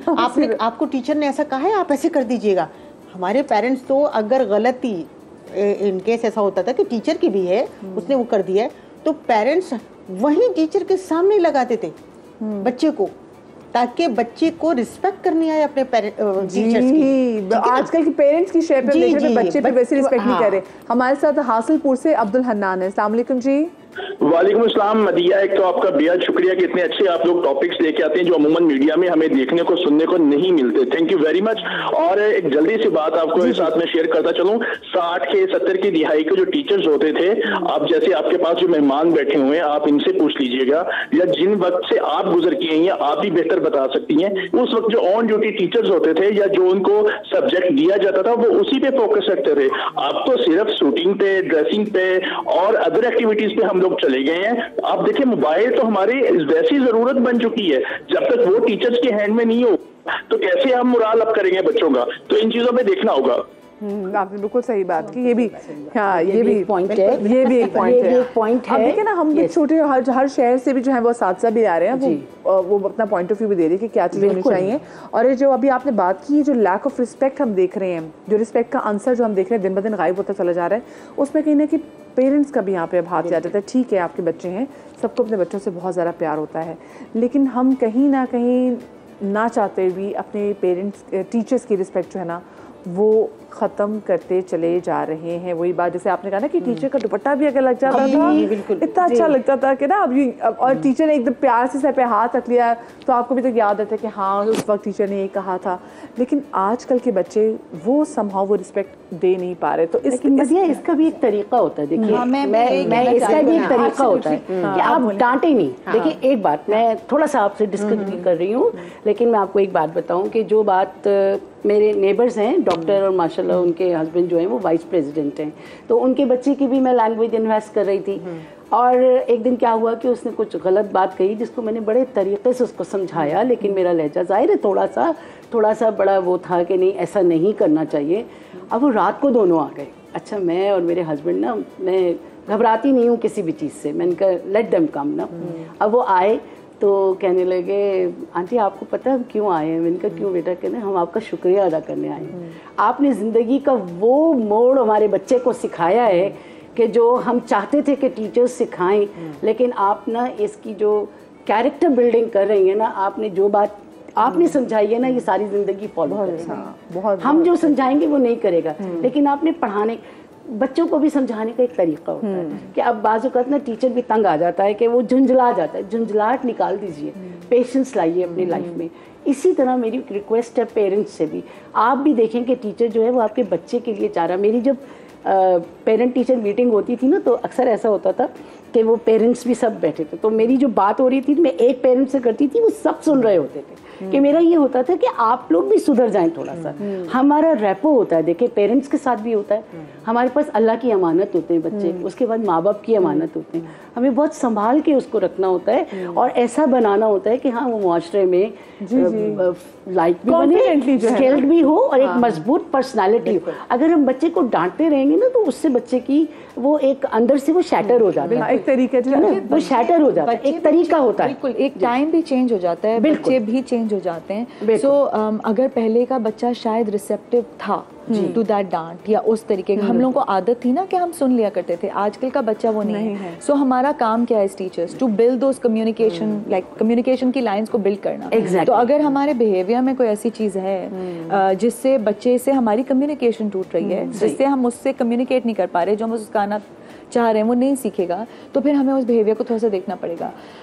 बात आपने बिल्कुल सही कही कि हमें उनको तरबियत देने की ज़रूरत है, लेकिन अगर हम उस तरबियत को टीचिंग एंड लर्निंग के हवाले से मॉडिफाई कर दें तो वो ठीक है। सो इंस्टेड ऑफ सेइंग कि तुम ये सही कर रहे हो या ये गलत कर रहे हो या ये बुरा है या सही है, this is good for learning, this is not good for learning, आप उसको सही करके बता दीजिए। आपकी ना वो डायरेक्शन चेंज हो जाती है एंड वही वैल्यू जो हम उनको अच्छे बुरे की तमीज़ शायद सिखाना चाह रहे हैं, जो कि आजकल पेरेंट्स कहते हैं कि हम खुद सिखाएंगे, आप मत सिखाएं, लेकिन अगर आप उसको लर्निंग के एनवायरनमेंट में ट्रांसलेट कर दें तो इट बिकम्स मच ईजियर। मुझे लगता है कि डांट और वो वाली चीज़ें उनकी एक स्पेस थी पास्ट में, लेकिन अब नेसेसरली वो नहीं है। अगर आप बच्चे को एम्पावर करें, उनको ये सिखाएं कि ऐसा करने से तुम्हारी लर्निंग या तुम्हारे लिए क्या नुकसान है, समझाना। अगेन उसके लिए टीचर्स की ट्रेनिंग बहुत इंपॉर्टेंट है। हमारे साथ बुशरा है जी गुजरावाला से। अस्सलाम वालेकुम जी।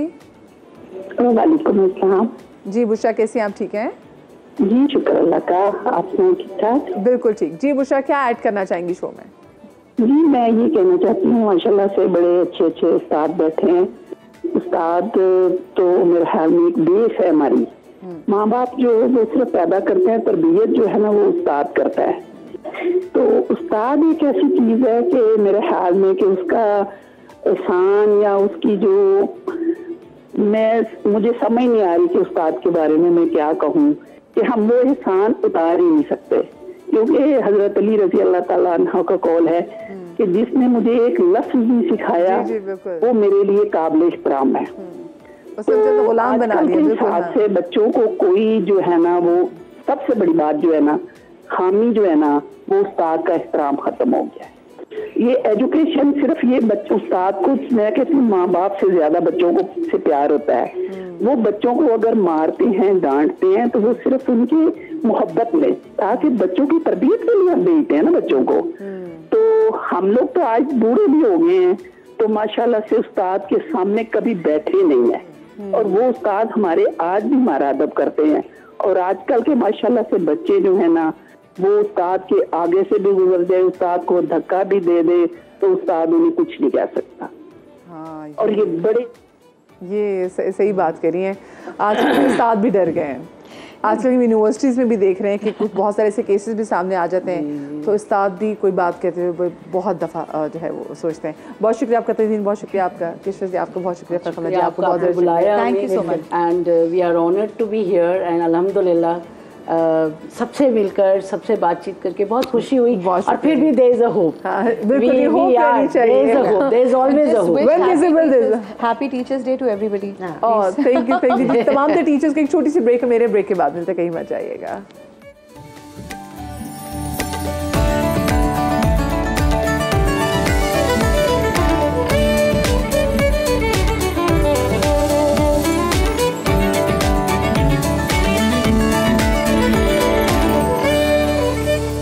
जी तो welcome back after the break. आज है टीचर्स का दिन। हमने टीचर्स के हवाले से बात की, हमने ज़रा तालीम के हवाले से बात भी की, और तालीम के हवाले से बात करना बहुत ज़्यादा इंपॉर्टेंट है भाई। तब तक हम तरक्की नहीं कर सकते जब तक हमारे पास बेहतर तालीमी निज़ाम मौजूद ना हो। और ज़रूरी नहीं है कि अगर आप महंगे महंगे स्कूलों में जाके, वो स्कूल जो कि आपको बहुत ही अच्छी अंग्रेज़ी सिखाते हैं, उन्हीं स्कूलों से जाके तालीम हासिल करेंगे, ओनली देन आप एक कामयाब ज़िंदगी गुजार सकते हैं। ये फॉर्मूला बिल्कुल रॉन्ग है। नहीं, ऐसा नहीं है। हमारे पास अभी भी ऐसे स्कूल्स मौजूद हैं, और हम इस हवाले से इतने लगी हैं कि हमारे यहाँ पे NGOs और बहुत सारे लोग वॉलंटियरली लोगों की खिदमत की गर्ज से ऐसे स्कूल चला रहे हैं जहाँ पर कम फ़ीस में, बहुत ही कम फ़ीस में बच्चों को बहुत ही बेहतरीन और म्यारी तालीम जो है वो दी जा रही है। कराची में एक स्कूल है जो पिछले तकरीबन 4 दिहाइयों से वो ऐसे ही तालीम के शोबे में खिदमत कर रहा है। मैं बात कर रही हूँ हैप्पी पैलेस ग्रामर स्कूल की, जिसकी आप कराची में देखते हैं कि तकरीबन 36 जो हैं वो ब्रांचेस मौजूद हैं। उनकी पहली जनरेशन ने सर्व किया, जो उनकी दूसरी जनरेशन है अब वो भी इसी मैदान में आ गई है सर्व करने के लिए, कि किसी तरीके से कराची में रहने वाले जो बच्चे हैं उनका जो तालीमी मेयार है उसको हम किसी तरीके से अपलिफ्ट कर सकें। हमारे साथ हसन खान मौजूद हैं। जो हसन हैं उन्होंने तो वैसे यूनिवर्सिटी कॉलेज से जो लंदन से पढ़े हुए हैं, इन्होंने रियाजी और मौशियत में बैचलर किया है, फिर कैम्ब्रिज यूनिवर्सिटी से भी इन्होंने जो है वो मैथ्स में जो इन्होंने मास्टर्स की डिग्री हासिल की, और साथ में मास्टर बैरिस्टर अतर खान साहब भी हैं जी। और इन्होंने भी मैनचेस्टर यूनिवर्सिटी से पॉलिटिक्स, ओहो हो जनाब, उसके साथ साथ सियासत के साथ साथ कानून में इन्होंने LLB भी किया है। फिर उसके बाद यूनिवर्सिटी ऑफ कैलिफोर्निया बर्कले से, क्योंकि उर्दू में लिखा होता है ना कुछ चीज़ें तो उसको अंग्रेज़ी में करना थोड़ा सा मुश्किल होता है। सो उन्होंने लॉ भी पढ़ा हुआ है। तो ये सब करने के बाद दे केम बैक टू पाकिस्तान, और इसके बाद उन्होंने पाकिस्तान में आके पाकिस्तान के तालीमी निज़ाम के अंदर अपना हिस्सा ऐड करने की कोशिश की। अस्सलाम वालेकुम जी एंड वेलकम टू सुबह का समा। अच्छा, सबसे पहले तो मुझे आप लोग ये बताएं कि जो आप लोगों का इंटेंट था, ठीक है, आप लोगों की एक जनरेशन तो काम कर ही रही थी, और उसके बाद ऑफ कोर्स आपके पास बहुत सारे आप लोगों के सामने अपॉर्चुनिटीज़ थी कि आप लोग वो ऑप्ट कर सकते थे उसके लिए, लेकिन आप लोग वापस आए अपने इस स्कूल को और बढ़ाने के लिए, तो आप लोग का इंटेंट पीछे क्या था? मधिया, we were born into education. हम लोग एजुकेशन ही हमने देखा हुआ है 40 ईयर्स से। My parents have been working in the education sector, तो हम ग्रो अप भी उसी तरीके से, उसी माहौल में हुए। हम लोग की पैदाइश भी स्कूल में ही हुई। तो ऊपर स्कूल होता था और नीचे हमारे घर होता था, और फिर हम उससे हमने अपने आप को ग्रो किया, और पेट्रियाटिक फर्वर और हमारे अंदर एक सिलसिला था ताकि हम वापस आ सकें, अपने कंट्री को सर्व कर सकें, और हम एजुकेशन सेक्टर में हम अपनी सर्विसेज प्रोवाइड कर सकें। तो ये हमारा इंटेंशन था। तो we already knew that we would be joining the education sector in Pakistan, will contributing positively.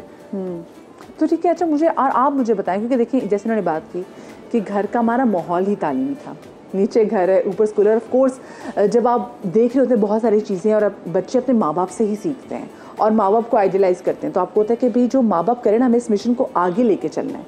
तो मैं आपका भी जर्नी पूछना चाहूँगी कि आपका भी ये, क्योंकि कुछ बच्चे होते हैं ना वो कहते हैं चलो ठीक है कि एक भाई तो चलो कर रहा है, मैं ज़रा कुछ और कर लेता हूँ। सही। So I was a rebel by nature, that's true. और अभी हसन ने जिस तरह बोला कि अपॉर्चुनिटीज़ बहुत थी, आजकल पाकिस्तान में भी एक आर्गूमेंट चल रहा है इंटेलेक्चुअल एक्सोडस का, ब्रेन ड्रेन हो रहा है, बाहर बहुत अपॉर्चुनिटीज़ मिलती हैं जो फॉरेन क्वालिफाइड लोग होते हैं। बट हमारे पेरेंट्स का हमेशा से एक विजन था कि एक कॉम्पिटिटिव एडवांटेज जो बाहर स्टूडेंट्स को मिलता है वो हमारे पाकिस्तानी स्टूडेंट्स को क्यों नहीं मिलता? तो he had a vision always कि इन बच्चों को वापस बाहर आने, बाहर से वापस पाकिस्तान आने और फिर एजुकेशन सेक्टर में ही सर्व करना है। So that's why we are here, we are back in Pakistan. ये बड़ी ज़बरदस्त बात है। अच्छा, आप लोगों ने, क्या आपको लगता है कि हमारे पाकिस्तानी तालीमी निज़ाम में क्या कमी है? बिकॉज आप लोग बाहर से पढ़कर आए हैं और आप लोगों ने बाहर, मैं देखती हूँ कि जब ये पाकिस्तानी बच्चे जब बाहर जाते हैं तो वो बहुत ज़्यादा अच्छा एक्सेल करते हैं, क्योंकि हमारे कहीं ना कहीं स्कूल्स में उनको इतना उन पर प्रेशर डाला जाता है कि जो बाहर का जो प्रेशर उनको हलवा लगता है, तो वो बड़ा एक्सेल करते हैं। तो आपने क्या कमियाँ देखी हैं पाकिस्तानी तालीमी निज़ाम में और आपने क्या अच्छाइयाँ देखी हैं?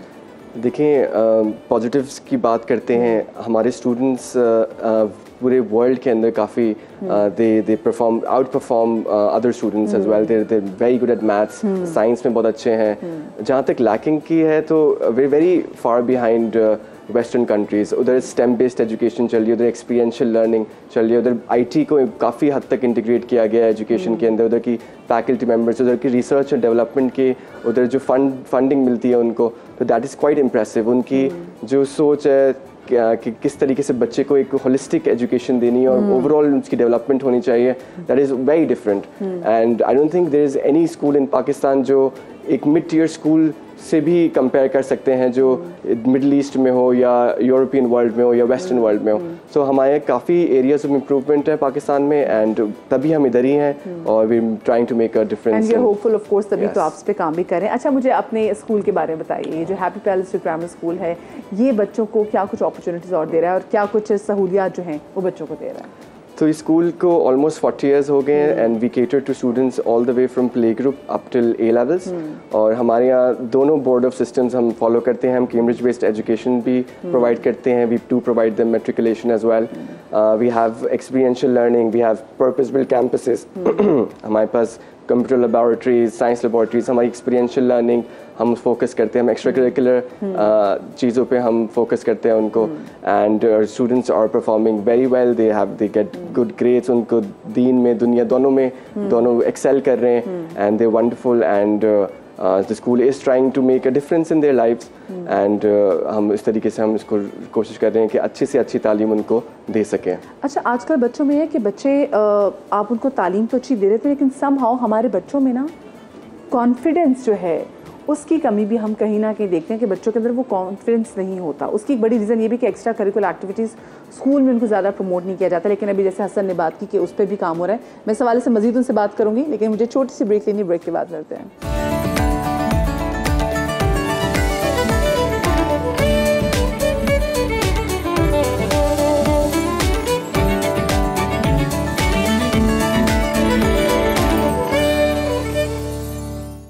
जी, तो welcome back after the break. और आज टीचर्स का डे है और टीचर्स के डे पे स्पेसिफिकली हम बात करें हैं हैप्पी पैलेस ग्रामर स्कूल से। हमारे साथ बैरिस्टर अतर खान और हसन खान भी मौजूद हैं, जो कि इनमें से एक भाई जो है वो मैनेजिंग डायरेक्टर, एक एग्जीक्यूटिव डायरेक्टर, और उनसे हम बात करें इनके स्कूल के हवाले से, जिसकी पूरे कराची में तकरीबन 36 जो है वो ब्रांचेस मौजूद हैं और तकरीबन 41 ईयर से ये जो स्कूल है ये इस शहर में रहते हुए बच्चों की जो है ना वो तालीमी तौर पे जो है वो तरबियत कर रहा है।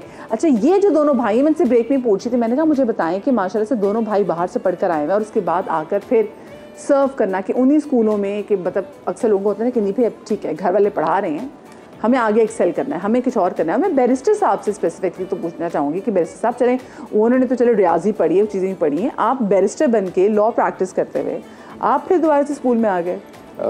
तो मैं प्रैक्टिस अभी भी कर रहा हूँ, I specialise in intellectual property, but वकालत आई डिड फॉर 3 years और उसके अंदर I was dealing with 1 case only. और एक क्लाइंट का मसला, उसके लिए आप कोर्ट जाते हैं, इंतज़ार करते हैं आपकी बारी कब आएगी। But in the education sector when you are dealing with thousands of students, वो एक इनर सेटिस्फैक्शन कुछ और चीज़ है। So that is something which I am passionate about now. और वो चीज़ें जो मैं बाहर से सीख कर आया हूँ, जिस तरह आपने बोला कि we foreign qualified and all, और ब्रेक से पहले आपने ये बोला था कि बच्चों में कॉन्फिडेंस क्यों नहीं है। So when I was practising law, मैं ये देखता था कि कोर्ट के अंदर किस तरह मोटिंग कॉम्पिटिशन्स में पाकिस्तानी बच्चे परफॉर्म करते थे।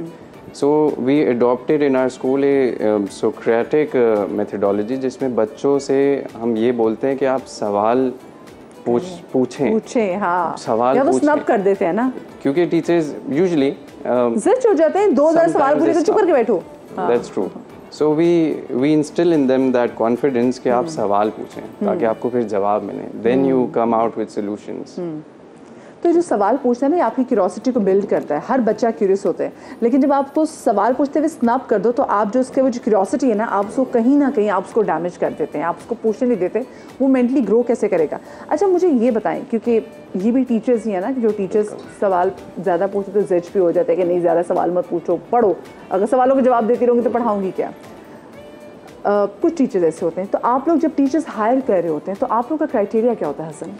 देखें, the teacher should be at least a graduate, she should be experienced. अगर हमें फ्रेश ग्रेजुएट्स भी हायर कर रहे हैं, so we make sure that they have 2 important skills, एक language proficiency and number 2 IT skills. देखें, आजकल के ज़माने में अगर किसी के पास भी लैंग्वेज एंड IT स्किल्स हैं, वो अपने आप को किसी भी मोमेंट पे अपस्किल कर सकता है, वो ऑनलाइन ट्रेनिंग कर सकता है, कोर्सेज ले सकता है, and if he has the ability, if he और शी हैज़ द एबिलिटी कि वो अपने आप को खुद अपनी स्किल पे वर्क करे, then they can transform themselves, right. So हम उसके अंदर स्पार्क देखते हैं, टीचर के अंदर वो स्पार्क है वो। और दूसरा हम ये देखते हैं कि वो विलिंगली प्रोफेशन ज्वाइन कर रहे हैं या कोई मजबूरी से प्रोफेशन ज्वाइन कर रहा है। बिकॉज अक्सर बहुत इंस्टेंस में मैं देखा कि teachers don't treat this profession as a career by choice, they treat this as और नहीं मिल रहा था तो चलो टीचिंग कर लेते हैं। ये चीज़ जो है वो उसको डिस्करेज करना चाहिए। Teaching is a very noble profession. ये हमारे प्रॉफिट का जो है ना तालीम उन्होंने दी है, टीच किया है, अभी तक उनकी टीचिंग्स कंटिन्यू हो रही हैं, and we should treat this very seriously. एक teacher is responsible for changing students life, nurturing them. बिल्कुल एग्जैक्टली, क्योंकि वो तालीम के साथ वो तरबियत भी कर रहा होता है। लेकिन मुझे अगर हम ज़रा सबसे छोटे स्टैंडर्ड्स पे आ जाते हैं, नर्सरी प्रेप के वाले से भी आ जाते हैं, उसमें हम देख रहे होते हैं कि क्योंकि वो एक ऐसा टाइम है जिसमें बच्चे को सबसे ज़्यादा अच्छी अटेंशन की ज़रूरत है और अच्छे उस्ताद की ज़रूरत है। और समहाउ कहीं ना हम वहीं पे कॉम्प्रोमाइज़ कर लेते हैं। हम कहते हैं अच्छा चलिए ठीक है, अभी आप चले ज़्यादा पढ़ लिखे नहीं, स्पेशलाइज आपकी एजुकेशन नहीं, ठीक है आप प्रेप को पढ़ा लें या फिर नर्सरी को पढ़ा लें। मतलब उसको तो सबसे ज़्यादा ज़रूरत है, क्योंकि वो बच्चे ऐसे हैं, वो उनके दिमाग और उनकी सोच और उनको डील करना है। तो फिर आप इसको कैसे देखते हैं? देखिए 0 to 7 एज जो होती है बच्चों की, they are the most important years. जितनी लर्निंग 0 to 7 में होती है उतनी 7 to 60 में नहीं होती। तो ये जो क्रिटिकल ईयर्स हैं, अर्ली ईयर्स हैं बच्चों के, these are the very formative years, foundational years हैं। और इसमें हम बच्चों की कॉग्निटिव स्किल्स, उनकी सोशो इमोशनल डेवलपमेंट, उनकी न्यूमरेसी स्किल्स, उनकी बेसिक लिटरेसी स्किल्स, उनको literally fine motor, gross motor skills, उनके पेंसिल उनके हाथ में उनको सिखाना से लेके उनकी वोकैबुलरी इंक्रीज करना, उनकी न्यूमरेसी स्किल्स देना, उनकी टीम वर्किंग, कोलैबोरेशन, उनकी ग्रुप वर्किंग स्किल्स, इन सब चीज़ों पे वर्क करना होता है। और टीचर्स का एक बहुत इंपॉर्टेंट रोल होता है। And I think early years is the most technical side of education, very technical सबसे ज़्यादा, क्योंकि वहाँ पे आपने बच्चे की अच्छी बेस सेट कर दी ना, तो देन फिर बच्चा जो है he is good to go. I like something, sorry for cutting you, I like something to this. Happy Palace Group of Schools, हम लोगों का इन हाउस करिकुलम हम लोग डिज़ाइन करते हैं for our pre primary specially, and since it is in house we are also adaptable to change. It means कि हम लोग रिसर्च एंड डेवलपमेंट के थ्रू, क्वालिटी एश्योरेंस के थ्रू, बच्चों का क्या फीडबैक आ रहा है, पेरेंट्स का क्या फीडबैक है, टीचर्स का क्या फीडबैक है, उसके थ्रू हम लोग अपना करिकुलम चेंज करते रहते हैं। So this is an advantage कि आप अपना करिकुलम खुद इन हाउस डेवलप कर रहे होते हैं। सही। अच्छा बैरिस्टर, मुझे एक और चीज़ बताएं। अभी आपसे पहले मेरे पास यहाँ पे 3 साथ मौजूद थे और हम यही बात कर रहे थे कि आजकल के जो बच्चे हैं ना वो थोड़े डिफरेंट हैं। पहले बच्चों को तो आप डांट भी लेते थे, मार भी लेते थे, और बच्चे फिर भी टीचर्स से मुतनफ़िर नहीं होते थे, मतलब वो टीचर्स को बुरा नहीं समझते थे। लेकिन आजकल के जो बच्चे हैं उनको डील करना बड़ा मुश्किल है। तो उनके लिए जो फिर टीचर्स की जो ट्रेनिंग है जी वो भी फिर आपको बड़ी डिफरेंट जो है, क्योंकि आजकल की ट्रेनिंग और पहली ट्रेनिंग में बड़ा फ़र्क है। तो फिर आप उसके लिए क्या करते हैं टीचर्स की ट्रेनिंग के लिए? Child psychologist are very important in schools now. आपके पास डेफिनेटली एक ना एक रिसोर्स हर कैंपस में ऐसी होनी चाहिए जो टीचर्स को भी ट्रेन करें और बताए कि जी बच्चों का अगर कोई बिहेवियरल चेंज आ रहा है। देखिए even the brightest of minds in a classroom can be dull on a day. तो teacher should be able to recognize that कि जी ये बच्चा why is he dull today or she dull today. So child psychology helps. तो education का एक बहुत बड़ा part होना चाहिए that we understand their emotional behaviors, their changing behaviors कि घर से कोई ऐसा तो सिलसिला नहीं चल रहा if there is child abuse or not. वो जो पुराना ज़माना था मारपीट वाला और ये सब उस तरह डांटना और समझाना, I think that's redundant now. और there are laws in Pakistan, corporal punishment act है जिसके तहत teachers can be fined, school owners can be fined, so we welcome that law, it's a good law. And हर बच्चा हर बच्चा मुख्तलिफ होता है, तो आप कितना फ्रीक्वेंटली टीचर्स की जो ट्रेनिंग है फिर वो उसको कराते हैं, ताकि टीचर, वही बात है ना कि हर बच्चा डिफरेंट होता है, अब आपको बच्चों के मिजाज को देख के चलना पड़ता है। पहले जो बच्चे होते थे वो टीचर्स का मिजाज समझते थे, अब बेचारी जो टीचर है ना वो बच्चे के मिजाज देख के चल रही होती है। So it's a part of their continuing professional development. And I'll come to the act of the teacher licensing policy as well, जिसके अंदर स्पेसिफिकली एक पॉलिसी आई है जिसके अंदर टीचर को CPD-Rs करने होते हैं। So and they have to renew that license every 5 years। तो उसके कुछ प्री रिक्विजिट्स हैं, you have to pass a test to get that license. लेकिन उस CPD-Rs में ये भी एस्पेक्ट है कि आपको चाइल्ड साइकोलॉजी और इससे मिलते जुलते कोर्सेज करने चाहिए, so you understand the students better, क्योंकि बहुत सारी जगहों पे टीचर्स को बच्चों की काउंसलिंग भी करनी होती है। अच्छा, मैं हसन ये जानना चाहूँगी कि इस वक्त अगर पाकिस्तान में करंटली देखा जाए तो तकरीबन 23 मिलियन जो बच्चे हैं वो तालीमी निज़ाम से बाहर बैठे हुए हैं। सो आप क्या समझते हैं कि उनको हम किस तरीके से इंगेज कर सकते हैं? क्योंकि मुझे नहीं लगता कि हम सिर्फ अगर गवर्नमेंट का जो सेक्टर है वो खुद तने तनहा जो है ना वो इस पर कुछ काम कर सके। सही, लेकिन this is a very big concern. हमारी जो यूथ है, जो हमारे बच्चे हैं, out of school children, they are जो यही हमारा फ्यूचर है and they not getting education. अभी फ्लड्स ने काफ़ी सिंध के मसलों को काफ़ी हाइटन कर दिया, क्योंकि जो स्कूल्स थे वो now there temporary shelters. I agree, हमारे गवर्नमेंट के पास इतने रिसोर्सेज नहीं है, but government can introduce good policies to help the private sector and do public private partnerships. हमें बोले कि हम गवर्नमेंट के स्कूल्स को अडॉप्ट करते हैं और उनको लेके चलते हैं।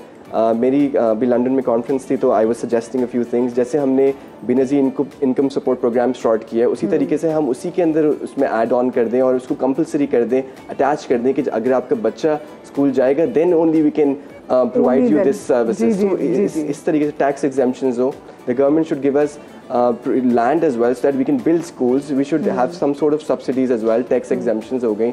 तो ये इतना ये सिर्फ अकेला प्राइवेट द्वारा नहीं कर सकता, ना ही गवर्नमेंट कर सकता। This should be a shared thing and we should collaborate with each other, और ताकि इन बच्चों को हम स्कूल में लेकर आए and they become a part of the mainstream and they make a difference in पढ़ाई के साथ साथ जैसे कॉन्फिडेंस बिल्डिंग में भी कहती है ना कि एक्स्ट्रा करिकुलर एक्टिविटीज़ भी बहुत ज़्यादा ज़रूरी हैं। तो आप लोग जो, अगर मैं हैप्पी पैलेस ग्रामर स्कूल के वाले से बात करूँ तो वो क्या कुछ एक्स्ट्रा करिकुलर एक्टिविटीज़ हैं वो बच्चों को वो दे रहे हैं? देखिए, we recently been very much into robotics and IT nowadays. हम लोग ने अपनी क्लासेस शुरू की हैं कोडिंग की, so we doing that, we focusing on their skill sets, उनकी आर्टिफिशियल इंटेलिजेंस की। We doing culinary arts, we're doing pottery, we're doing foreign languages. We have sports as well. We do go for sport. We do have sports days as well at school. We have theatre and drama. So we have clubs and societies in school. हाँ, ये बहुत ज़्यादा important होते हैं भाई। बच्चों के अंदर जो कॉन्फिडेंस है ना उससे पढ़ाई से नहीं, ये इन तमाम तरह जब वो एक्टिविटीज़ को अपनाता है और एक्स्ट्रा करिकुलर एक्टिविटी से गुजरता है तो उन्हीं दिन देखते हैं कि उसकी पर्सनालिटी बिल्डिंग जो है वो ज़्यादा अच्छी तरीके से हो जाती है। बहुत शुक्रिया जी, हमारे साथ आप लोग दोनों, हसन मौजूद थे, हमारे साथ बैरिस्टर हसन यहाँ पर मौजूद थे और यहाँ पर आए, ये हमें बता रहे थे कि किस तरीके से इनका जो हैप्पी पैलेस ग्रामर स्कूल है वो कराची में किस तरीके से लोगों की तालीमी लिहाज से खिदमत कर रहा है। आप लोग अपना बहुत सारा ख्याल रखिएगा, शाद रहिए, आबाद रहिए। इंशाल्लाह कल के शो में आपसे मुलाकात होगी। अल्लाह हाफ़िज़।